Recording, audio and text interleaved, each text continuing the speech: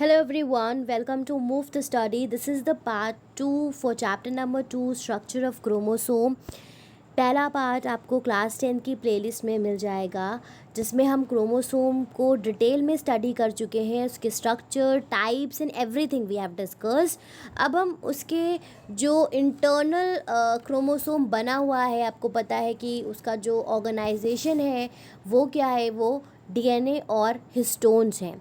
तो अब हम डिटेल में बात करेंगे कि डीएनए, जिसको हम डीऑक्सी न्यूक्लिक एसिड कहते हैं, वो एक्चुअली में है क्या. ठीक है, तो चलिए स्टार्ट करते हैं. उससे पहले मैं आपको ये जो टर्म है डीऑक्सी न्यूक्लिक एसिड, इसको एक्सप्लेन कर देती हूँ कि इसका मतलब क्या है. तो डीऑक्सी का मतलब क्या है कि उसमें से ऑक्सीजन को रिमूव किया गया है. किसमें से? राइबोस शुगर में से ऑक्सीजन को रिमूव किया गया है, इसलिए उसको डीऑक्सी राइबोस कहा जाता है. न्यूक्लिक टर्म इसलिए आता है क्योंकि ये जो न्यूक्लियस में प्रेजेंट होता है. ठीक है, और एसिड इसलिए है क्योंकि नेचर क्या है इसका, एसिडिक है, because of the presence of, क्योंकि इसमें फॉस्फेट ग्रुप होते हैं, फॉस्फेरिक एसिड प्रेजेंट होते हैं. अभी जब आप डिटेल में डीएनए के बारे में पढ़ोगे तो आप देखोगे कि वहाँ पे फॉस्फेट ग्रुप प्रेजेंट होते हैं, जिसके वजह से ये किस कैटेगरी में आता है, एसिडिक नेचर इसका होता है. ठीक है, उसके अलावा कुछ और बेसिक चीज़ें हैं डीएनए के बारे में कि ये ज़्यादातर न्यूक्लियस में प्रेजेंट होता है. उसके अलावा माइटोकॉन्ड्रिया, क्लोरोप्लास्ट में भी पाया जाता है. ये एक तरह का डबल हेलिकल स्ट्रक्चर है, मतलब इस तरह से सीढ़ी के जैसा एक स्ट्रक्चर, डबल हेलिक्स इसमें प्रेजेंट होते हैं. और ये नाइट्रोजनस बेसिस कंटेन करता है, 4 नाइट्रोजनस बेसिस.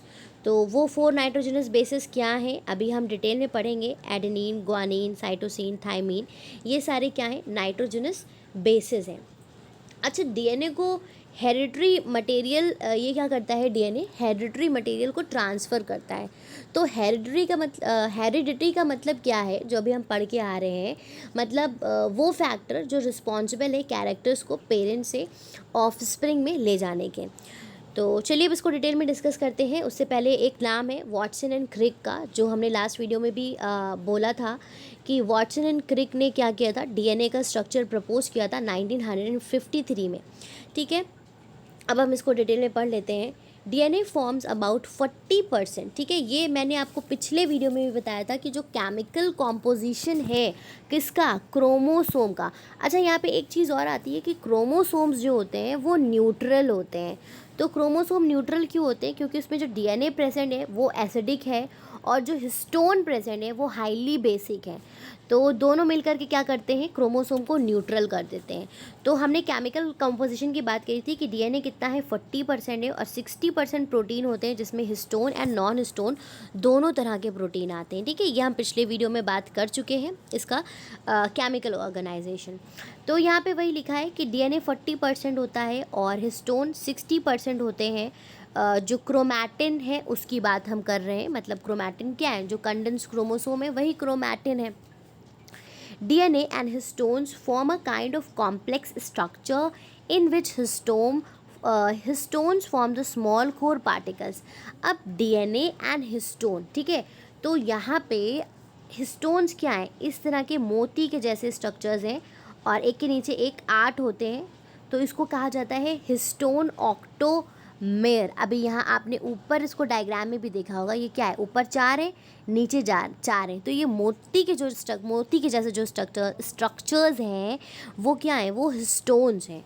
और इसके ऊपर रेड कलर का देखो, इस तरह से कॉइलिंग हुई है, रेड कलर का एक वायर जैसा है जो उसको लपेटे हुए है, ये इस तरह से लपेटे हुए हैं इसको चारों तरफ से. वो एक्चुअली में क्या है, वो एक्चुअली में डीएनए है.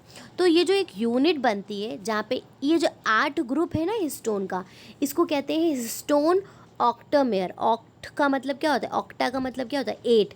तो इसमें 8 हिस्टोन्स होते हैं और ये डीएनए इसको इस तरह से जो रैप करता है, तो ये जो यूनिट्स बनाते हैं उनको कहा जाता है न्यूक्लियोसोम्स. ठीक है, इन यूनिट्स को कहते हैं न्यूक्लियोसोम्स. अभी आगे और देखते हैं क्या लिखा हुआ है.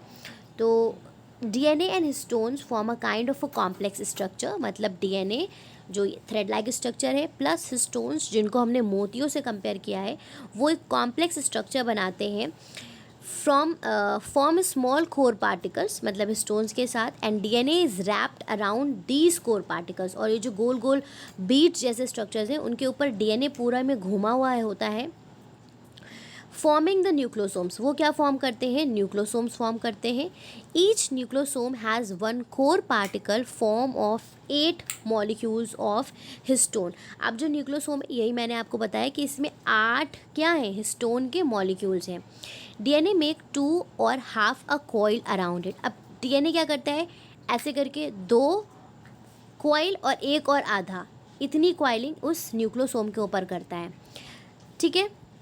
Thus an interface chromatin fiber has numerous nucleosomes। तो जो एक क्रोमैटिन फाइबर्स होते हैं इसमें बहुत सारे न्यूक्लोसोम्स, मतलब ऐसी बहुत सारी यूनिट्स होती हैं, which are arrange like a bead on a string. जो किस तरह से अरेंज होते हैं? जैसे मोतियाँ धागे में प्री हों। ठीक है। अब क्या है 2.4 में हम इसको अभी देखेंगे। Such chromatin fibres coils and super coil to form a thick metaphase chromosome. और यही क्रोमैटिन फाइबर कोइल कर करके क्या बनाते हैं? क्रोमोसोम बनाते हैं। तो अभी यहाँ हम इसको देखेंगे डायग्राम में। तो ये क्या है? जो सबसे पहले यहाँ पे आपका क्या है? ये मेटाफेज क्रोमोसोम इसलिए कहा गया है क्योंकि ये मेटाफेज में एकदम कंडेंस रहता है। ठीक है। तो काइनेटोकोर सेंटर का पार्ट से ये क्रोमैटिड्स हैं।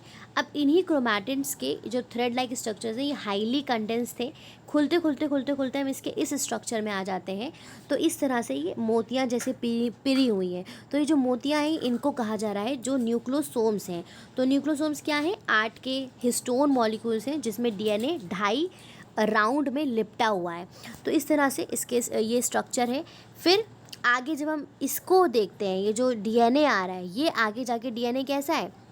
ये एक डबल हेलिक्स स्ट्रक्चर है। ठीक है। तो ये हो गया आपका डीएनए का स्ट्रक्चर। तो न्यूक्लोसोम्स क्या होते हैं? वो कंपाइल कर करके क्रोमैटिन बनाते हैं, फिर वो हाईली कॉइल्ड होके क्रोमोसोम्स बनाते हैं। आगे देखते हैं structure of DNA.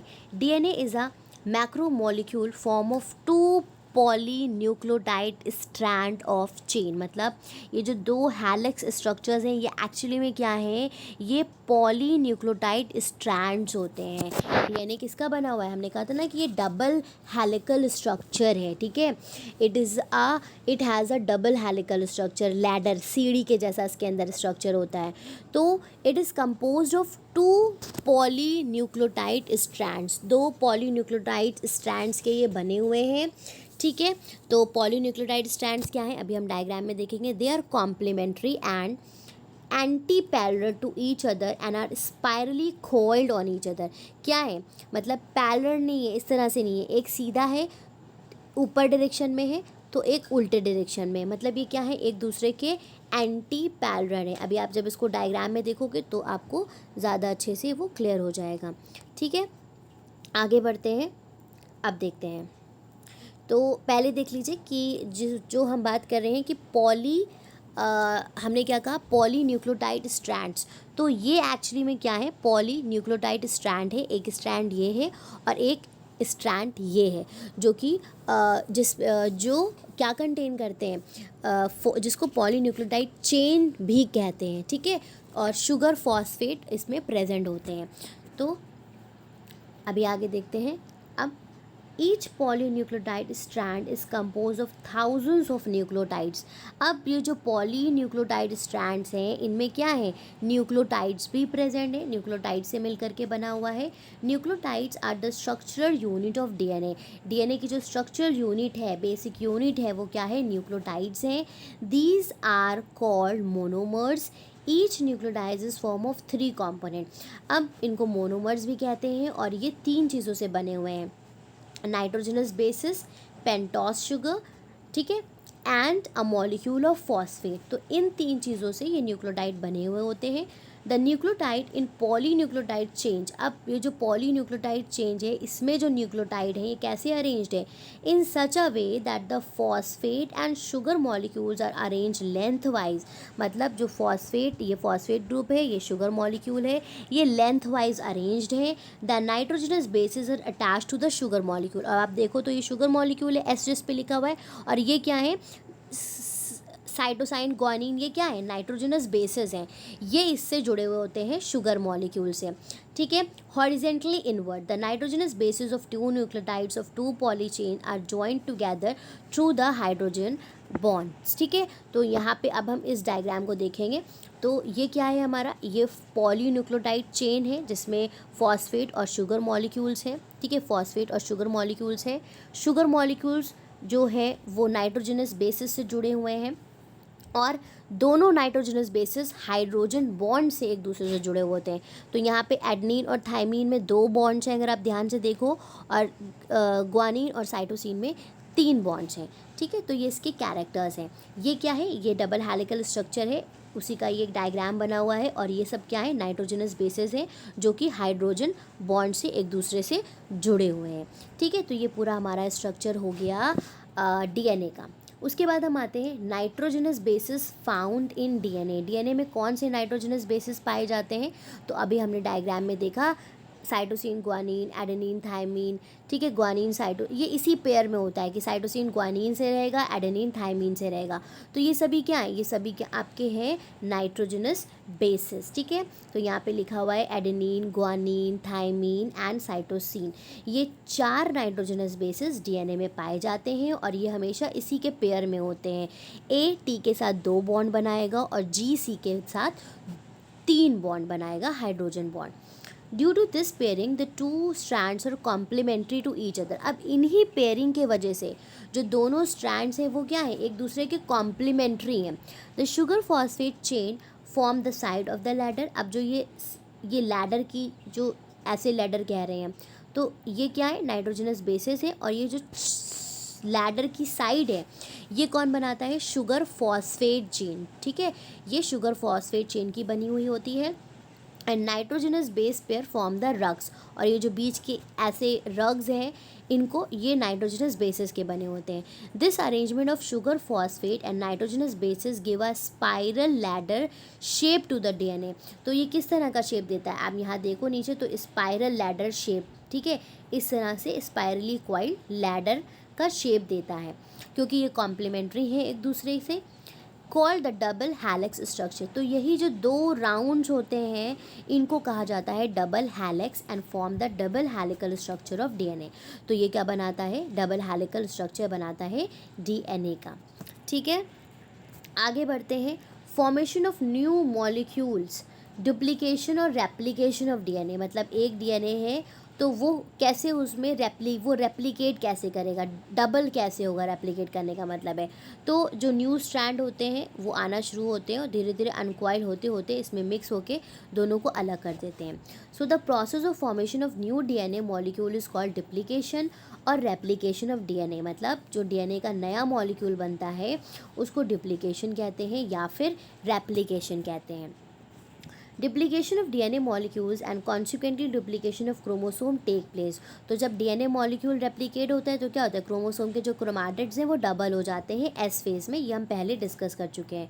During DNA replication the hydrogen bonds between the nitrogenous bases of 2 strands of coil DNA helix break apart. अब देखो ऑब्वियस सी बात है, यहाँ पे क्या था, हाइड्रोजनस बॉन्ड थे, ठीक है, हाइड्रोजन बॉन्ड, सॉरी, तो ये हाइड्रोजन बॉन्ड्स जो होते हैं ये क्या होंगे, ये टूटेंगे, ठीक है, ये तोड़ेंगे अपने आप को, ब्रेक होंगे ये। उसके बाद क्या होगा, द स्ट्रैंड्स स्टार्ट टू अनकॉइल। तो जब ये टूटेंगे तो स्टैंड्स खुलने लगेंगे जो लिपटे हुए हैं आपस में, become separate at one end. तो एक एंड पे क्या होगा कि वो खुलने लगेंगे और अलग हो जाएंगे, and continue forward along the whole length, और वो धीरे धीरे पूरी लेंथ में आ जाएंगे। The new nucleotide join the expose nitrogenous bases. तो जो नया मॉलिक्यूल है वो जहाँ पर से ओपन होता जाएगा वहाँ से ज्वाइन होता जाएगा पेरेंट स्टैंड से, and form 2 new polynucleotide strand, और क्या करेगा, 2 अलग अलग पॉलीन्यूक्लियोटाइड स्ट्रैंड धीरे धीरे फॉर्म कर लेगा।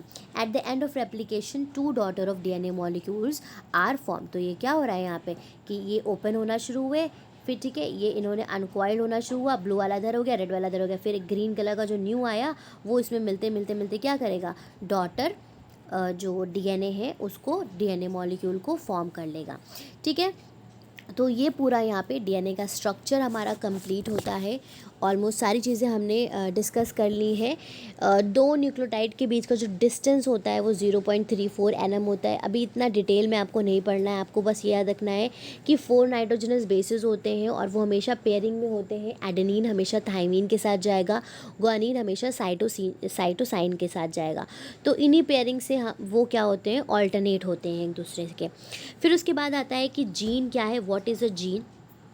तो जीन एक फंडामेंटल यूनिट है हेरिडिटी की। ठीक है, हेरिडिटी की एक यूनिट है which passes the traits from one cell to another, जो क्या करता है, कैरेक्टर्स को एक सेल से दूसरी सेल्स में ले जाता है, एक जनरेशन से दूसरी जनरेशन में ले आता है। The traits are determined by the types of protein form in the cells. तो जो वो कैरेक्टर्स हैं वो डिपेंड करते हैं कि सेल्स में प्रोटीन कैसे हैं। दस a gene is a segment of DNA, मतलब डीएनए का एक ये भाग है।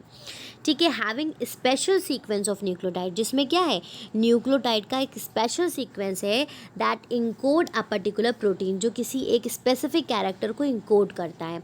The protein express itself in the form of specific character. तो वो प्रोटीन क्या है, एक स्पेसिफिक कैरेक्टर है, either by enacting as an enzyme और by performing a structure component. तो ये आपका क्या हो गया, ये आपका जीन हो गया। उसके बाद लास्ट टॉपिक हमारा आता है, वो है हमारा फंक्शन ऑफ क्रोमोसोम। उससे पहले हम ये डायग्राम देख लेते हैं। तो ये एक क्रोमोसोम है, ठीक है पूरा, इसमें क्या है, प्रोटीन है, डीएनए। अब डीएनए का एक भाग क्या है जो स्पेसिफिक कैरेक्टर्स कंटेन करता है इनकोडिंग के लिए, उसको हम कहते हैं जीन। फिर आता है functions of chromosome. So the main functions of chromosomes are, chromosomes क्या है, हेरिडिटरी व्हीकल्स हैं, कैरेक्टर्स को इधर से पेरेंट्स से ऑफ स्प्रिंग में ले जाते हैं। Chromosome control the metabolism and other activity of cells by directing synthesis of required protein. तो ये एक्टिविटीज़ वगैरह को कंट्रोल करता है क्योंकि इसमें प्रोटीन का सिंथेसिस हो रहा होता है। Chromosome direct various life processes, जैसे सेल ग्रोथ, इन सब के लिए भी रिस्पॉन्सिबल है। डेवलपमेंट एंड सेल डिफ्रेंसिएशन के लिए रिस्पॉन्सिबल है। Chromosomes, X chromosomes and Y chromosomes क्या करते हैं, एक ऑर्गेनिज्म का सेक्स डिफाइन करते हैं कि वो पर्सन मेल है कि फीमेल है। तो अभी हम ये एक्स एक्स और एक्स वाई के बारे में नेक्स्ट चैप्टर में पढ़ेंगे, जो कि हमारा है जेनेटिक्स। ठीक है, so that's all in this video. I hope कि सारी चीज़ें आपको क्लियर हो गई होंगी। अगर कोई भी कन्फ्यूजन है तो आप कमेंट सेक्शन में मुझसे कमेंट करके पूछ सकते हैं। Thank you everyone for watching the video.